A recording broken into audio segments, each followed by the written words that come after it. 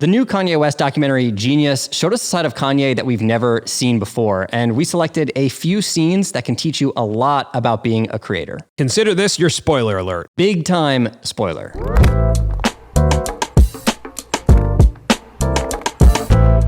So how this film even came together was really fascinating to me. Two filmmakers, Cootie Simmons and Chike Oza. Are you saying that right? I hope so. Who knows? Cootie Simmons first filmed Kanye when he was running a public access TV show called Channel Zero, which covered hip hop in Chicago. And this is actually something that's in the first episode. They provide context to who Cootie is. This is Cootie right here. He shot all the footage.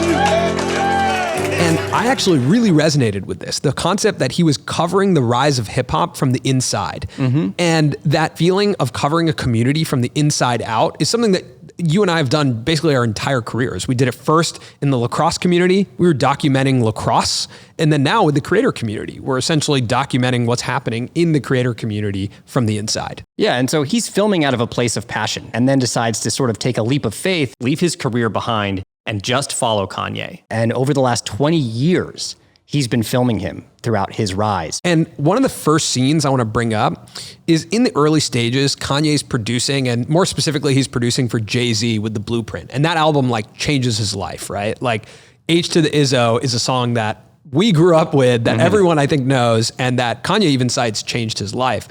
And there's a scene at a Roc-A-Fella party where Kanye says what's up to Jay-Z. Even though he was standing so close to his dreams, it still felt so far away. And you kind of assume that they are really tight because of, you know, what they've been through and the projects they've worked on together. But it's like Kanye's waiting to dap up Jay-Z, and then he does it and it's really quick, and then he moves on. And even his body language is kind of sheepish. Yeah, you can tell he's a little like kind of nervous and awkward to be there. He doesn't have the confidence that we know Kanye has, right? And that moment being captured is a really important lesson for creators. Some of the best stories are full of moments, not shots. A shot is something, it's like B-roll. You can get it at any time. Whatever building Kanye was in, you could have filmed a shot yesterday, put effects on it, and made it look like it was during that time. Right. But you could never capture the first time that Kanye is at that party and he goes up and shakes Jay-Z's hand. It's priceless. And Jeen-Yuhs is all moments. There's not a single, in part one, there is not a single seated interview filmed in present day. Which is amazing. Unbelievable. And it's over an hour long. I think one of the most important lessons here is around access. We talked about how Cootie was covering hip hop from the inside out. And to me, that's an opportunity to build trust in the hip hop community. And when you have trust within a community, people allow you to film moments. They allow you to be in the room when you're being vulnerable. And that's what makes this doc so special. I think as a creator, when you're making something, making sure you leave the opportunity to have actual authentic moments unfold on camera is really important. Specifically, there's this one video that I was shooting in New York with Yes Theory, where we found this kid who agreed to come up in a helicopter with us, and he was terrified of heights. And so as the helicopter is lifting up, I'm filming him, sitting in front of him, and watching this moment of him look out this helicopter with an open door and experience fear, and then actually get over the fear. It's one of the most interesting shots that I've seen through a camera lens. Where you go, I can't believe I caught that. Yeah, I was filming it and being like, I can't believe this is unfolding on camera. And that's a characteristic of some of my favorite YouTube channels. Yeah. It's also why I love the doc. Seeing a young Kanye messing around with his retainer. Yeah. And leaving that stuff in, you know, and almost like focusing on it. These slow scenes where he's popping out his retainer. Man, what the fuck is this right here? Mom, retainers. Man, that shit don't go up there, man. That's where you get the human element. It humanizes this artist in a way that's so grounded. And I think for all creative projects, that's really important. Like to be able to relate, because Kanye is this like sensation. This is a guy who says, I am a god. Yeah. And here we are watching him saying, I can't believe this is happening to me. I can't believe I got a dildo, though. And we even sitting here right now, dog. You know what I'm saying? And that we can relate to. Because we're so used to the Kanye that just says, I'm this, I'm that, I'm the greatest. But they actually captured these moments when he knew he wasn't fully there yet. He still had belief in himself. Yeah. But he was self-aware. And those moments of access make the doc relatable. And when it's relatable and human, you have an emotional connection to the character. All right, let's cue up scene 2. What you need to understand is when I do this album, it's gonna be the realest shit you ever heard, because if I fucking brick, I can still eat. I can still make a way for my family. So I go in and do my album, I'm gonna do it the way I fucking wanna do it. You know what I'm saying? When he said this, I wrote it down instantly. If I brick, I can still eat. That is such an important line for creators. Basically, what he's talking about is that he was a producer. So, he was still creating tracks and selling his tracks to other artists and being cut in on those tracks. And he was known in the hip hop community as a really good producer. So while he's producing those tracks, he's keeping some of the really good ones for himself and actually rapping over them, because what he wants is to become an MC. But what's interesting is that he's doing that while he has the financial, foundation of being a producer. So what he's saying is, if this completely misses, I'm still good. And that is so important as a creator. The financial base gives you the opportunity to create freely and exactly how you want to make it. What he was trying to do with that first album was very different. It wasn't similar to everything else that was taking place in hip hop. He was being more vulnerable. His lyrics weren't full of bravado and about all the cars that he had and the chains that he was wearing. He was talking about real issues, about personal issues. And the sound of it was different. And he could stick to his guns because he knew that if he failed, he still had a financial base to lean back on. Yeah, when you're not creating scared, like when you're not fearful of where your next check is coming from, you're able to operate in a way that doesn't conform to what's commercial in that moment. I feel like I can't sell to you that I'm finna come up and take your life. Like, I'm not gonna rap to you like, go, I'm gonna take your life because I think that's what's hot or what's industry ready. Man, I don't give a fuck about the industry, man. He's actually sounding completely different because he's not trying to fit into that mold and saying, I gotta do this so I can get a check. We fell victim to that for sure, because we put too much pressure on this YouTube channel having to make money. Yes. Of course we were doing other jobs to make money, but we put a lot of pressure on this to be the thing. So we were looking at what else was happening and going, okay, if it's working for that person, I think we could do that too. Let's do it. But very quickly, we got into a space where we said we have to monetize these videos. So we have to look at what other people are doing to monetize and do that too. And that is, you're not creating freely. You're creating scared at that moment. We couldn't evolve. I think that pushed us back 2 to 3 years. Absolutely. This is a long road to find your voice, to make it work, to get comfortable doing it, to build the confidence. So giving yourself the financial backing. So it's maybe you have to work another job and then create on the side, right? Or create at night. And the reason you're doing that is because it requires years and years of repetition to get yourself to a point where you actually can be the artist or the creator that you want to be. I still feel like we have a long way to go. But like recognizing that as a creator or any sort of entrepreneur or artist is really important. That how can you put yourself in a situation where you could spend 10 years finding your voice? Here's another scene that goes along with this that we really liked. You play tracks like Michael Jordan shoots free throws. Anybody does something that much and that long and is that good, it's gotta pay off.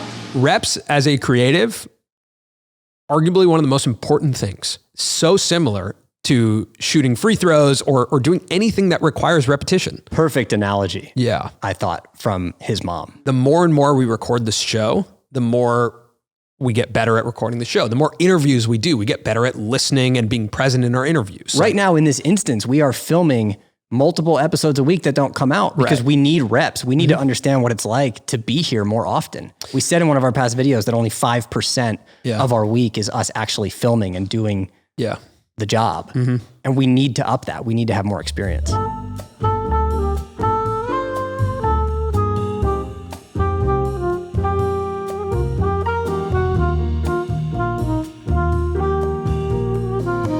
Okay, now one of my favorite scenes from part 1, where Kanye shows up unannounced to Def Jam Records to play his music for them. Sophomore 3 years, ain't picked a career. She like, fuck it, I just stay down her and do it, cause that's enough money to buy her a few pairs of new airs, cause her baby daddy don't really care. She's so precious with the peer pressure. Couldn't afford a car, so she named her daughter Alexis. She had hair so long that it looked like... That woman's face is incredible. This whole scene struck me so hard. I got chills during this scene. I mean, Kanye walks into this room right now and raps at us. It would be strange, also, but we'd be like, oh my gosh.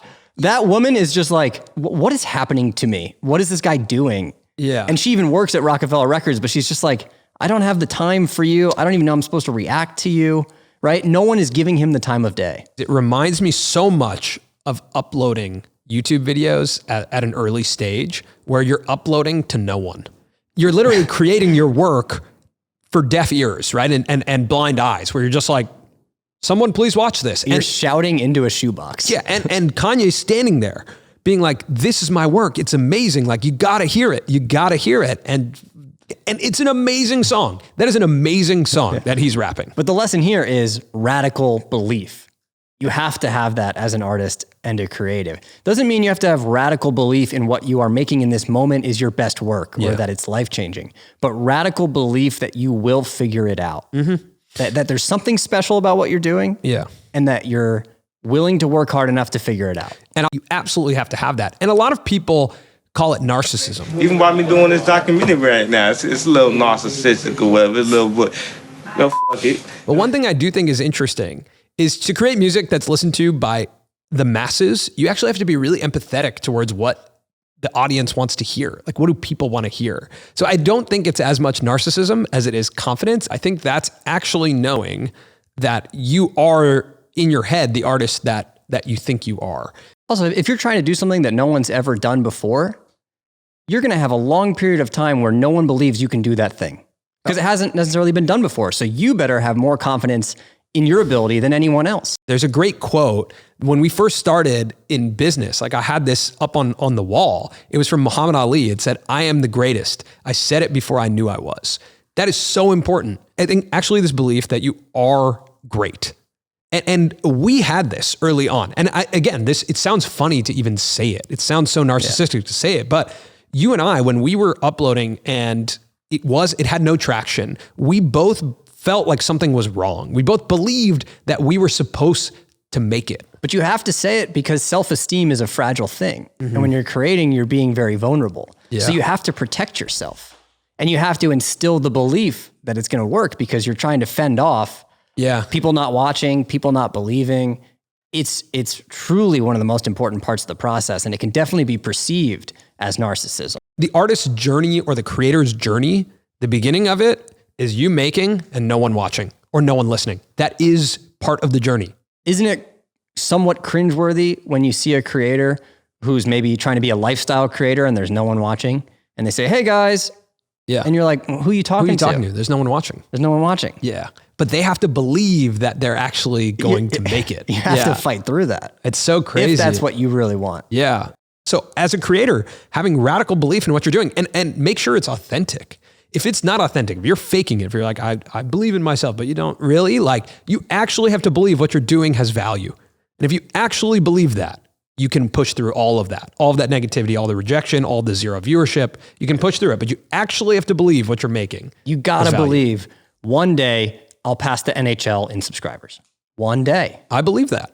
I believe it too. I actually believe that. Those Maybe guys not got today. They got nothing tomorrow. on us. But if you guys subscribe, you can help us pass the NHL. But they're on thin ice. They're about to slip. Ooh, thin ice. I like that. All right. So close to the end of the episode, this happens. Kanye, got some big news for Shy. You want some? I want y'all to know that I'm the newest member of the Roc-A-Fella team. So Kanye gets signed to Roc-A-Fella Records, and Jay-Z on stage in front of his crowd announces Kanye as the latest artist. And that is massive social proof. Yeah, collaboration and cosign is huge for any creative business. You have to have that trust. And one of the best ways to gain that trust is through collaborations and cosigns. And that's been the same way for us. I mean, from the beginning of our channel, whether it was Jack Coyne being in our videos or eventually the Yes Theory guys, and then leading up to our interview with Mr. Beast. I mean, those incremental steps and cosigns were huge in us now being able to book the guests that we can book. I mean, I would say that this moment with Kanye and Jay-Z is for me, it reminded me of our experience with Jimmy and with Mr. Beast. Like the fact that we have an interview with Jimmy on our channel that's 2 hours, that he gave us that access, right? That he gave us those moments that he gave us. That gives us the social proof in our industry that we're legit, that we're a real place, right? To get information about this, that creators do trust us. We did the same thing in lacrosse. Yeah. Starting with high school teams in Southern California, and then community college teams, and then college teams, and then professionals, and step by step building trust to eventually be able to work with anyone in the industry. I do think the social proof is really important from, the outside looking in, but as an artist, like from the inside, we also had a lot of steps that were just behind closed doors collaborating with other creators. And we see in the doc, Kanye with Mos Def, Kanye with Talib Kweli. There's a moment with Scarface that's really impactful where Scarface kind of validates Kanye. And if you did, and that's family business. And it's behind closed doors. No one's seen it and nothing ends up happening. But he validates him. He's like, this is good. And that means everything to Kanye. That means everything. We spitting family business for face. That nigga said incredible. And for me, the early days of us, behind closed doors editing with Yes Theory, that for me, there was moments of building confidence, of learning, of having creative community attached to it, where you actually are able to find yourself. And that's really important. Those moments are really important. Like this thought that artists exist in a vacuum by themselves, that they're isolated, that they're coming up with their own identity just by themselves is just not, in my opinion, something that's accurate. It's happening in this world of collaboration. It's happening through people giving you that sense of community and validation to help you get to that point. And then that earns the trust over time where you get to work on bigger projects. And then you do get that social proof over time. Okay, I've got one more scene that I did not tell you about. Whoa. I'm trying to get in here first, so it's a couple people. Are you in touch with Sway at all? You walk right past Yeah, I did a couple for his art. Okay, cool. Yeah, because Sway, he's got an in there at MTV News. Yeah. I can talk to some people too, man. Yeah, please do. This is when he is talking to Q, who's a host on MTV. Yeah. And he's asking him to put him on MTV's series, You Heard It First. Yeah, that's good. So You Heard It First is a series that would break new artists on MTV. And MTV back then was maybe what like TikTok is today. Oh yeah, I watched MTV every day. MTV broke new artists. Yes. And Kanye just straight up asks, what do I need to do? Can you put me on You Heard It First? And I think as an artist, that's another part of it, right? Yeah. Ask for what you want. Yes. Because there will be people that want to help you. Yeah, that's good. I like that a lot. There's something that my brother used to say to me, which was make your own press. And it's like, as a creator today, you're just not surrounded by like a team who's going to just put you on and all these different places. Like you have to make your own press. You have to ask for it. And I think as creators and artists and entrepreneurs, we're like uncomfortable doing that. Saying like, hey, can you help me out? Can you put me on this? Can I be on this? But like, you have to put yourself in a position where you're comfortable asking, because you actually have to ask like 100 times to get one yes, right? Yeah. Make your own press, make your own luck. I love that. Make your own luck. That's Rob Dyrdek, right? That's good. Maybe. Don't point at me. Hey. Yeah.